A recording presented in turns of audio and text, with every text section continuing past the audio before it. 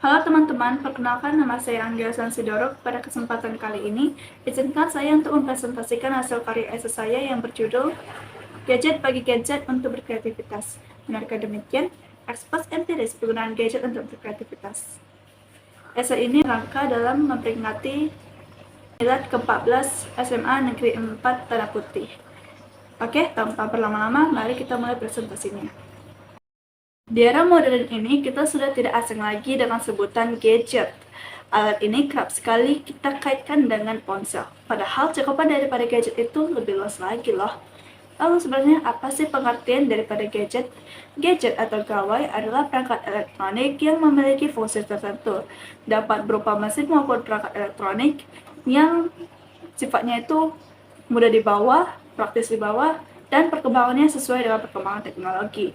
Contoh-contohnya itu ya seperti ini, bukan cuma ponsel loh. Ya, senter.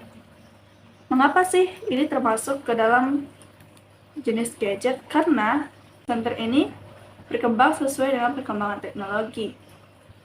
Kemudian, senter ini juga memiliki sifat praktis di bawah dan tentunya memberikan kemudahan kepada manusia. Lalu, bukan hanya cuma senter, tapi juga headphone dan juga tablet. Oke, setelah kita itu paham apa itu gadget dan juga contoh-contohnya, sekarang kita masuk kepada pengertian daripada Gen Z. Gen Z atau generasi Zoomer menurut Wikipedia yang merujuk pada data resmi yang ditetapkan oleh Badan Pusat Statistik atau BPS Indonesia pada sensus penduduk 2020 mengatakan bahwa Gen Z atau generasi Zoomer adalah mereka yang lahir pada tahun 1997 sampai dengan tahun 2010.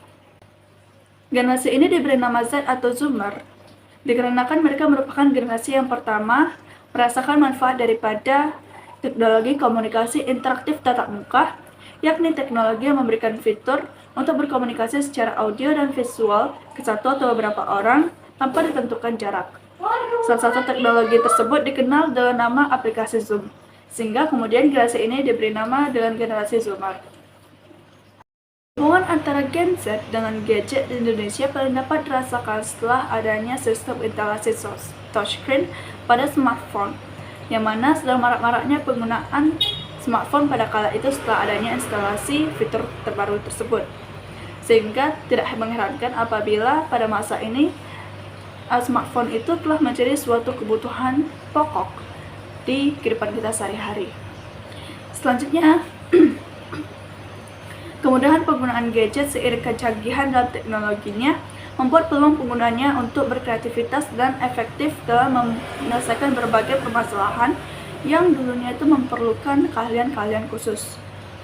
Beberapa kemudahan itu dapat berupa kepraktisan dalam mengolah data, dalam editing video, dalam menggambar, dalam membuat karya-karya, misalkan jurnal, esai, dan lain sebagainya, dalam membuat pengolahan gambar. Itu semua sekarang dapat kita tanpa memerlukan keahlian khusus. Lalu, apa sih itu kreativitas?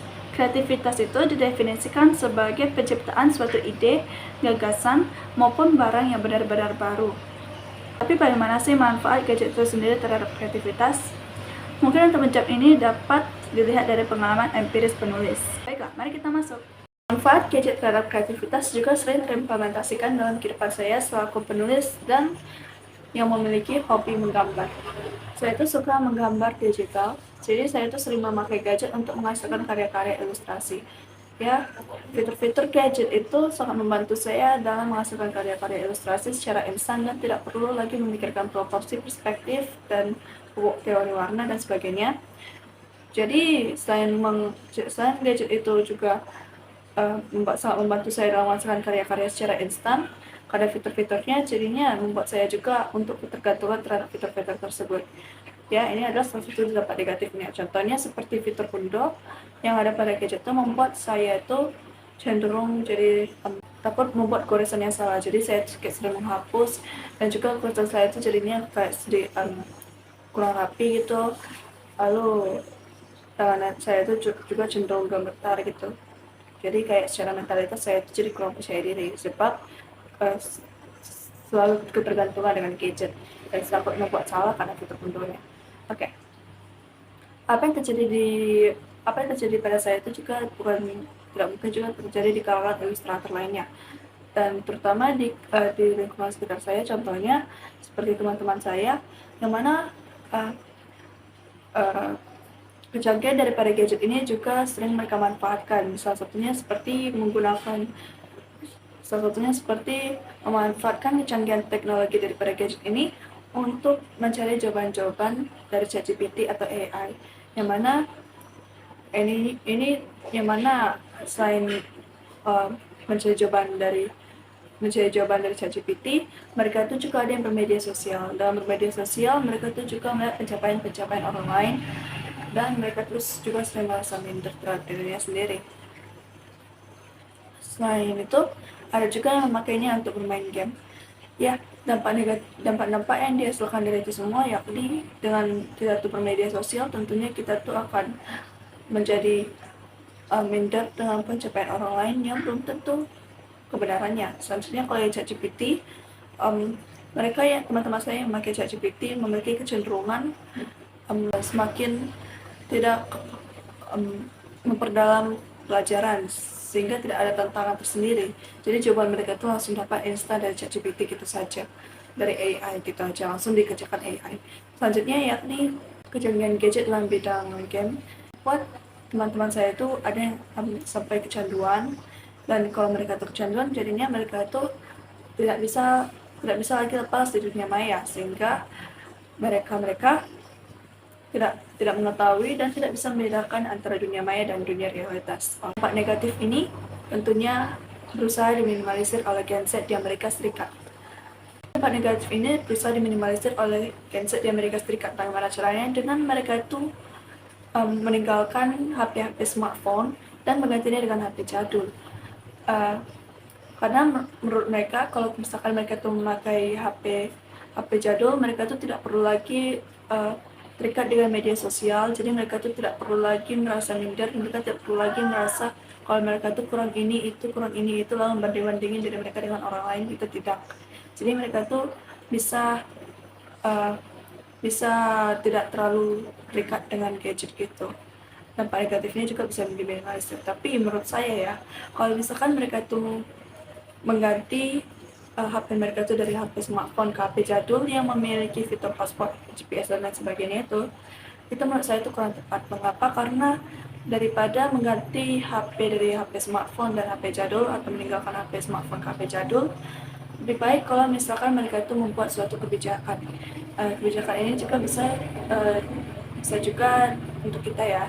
Contohnya seperti pemerintah membuat sebuah sistem pendidikan yang dapat menjembatani antara kreativitas dan gadget, sehingga para generasi muda dapat mengantisipasi dampak negatif daripada gadget itu sendiri dan dapat memakai gadget dengan baik.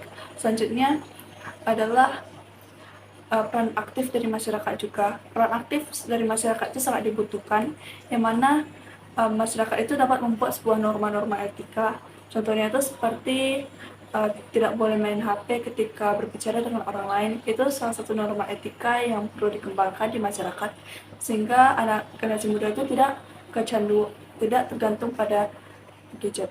Oke, selanjutnya di lingkungan keluarga. Lingkungan keluarga yakni lingkungan pertama tempat tinggalnya Gen Z.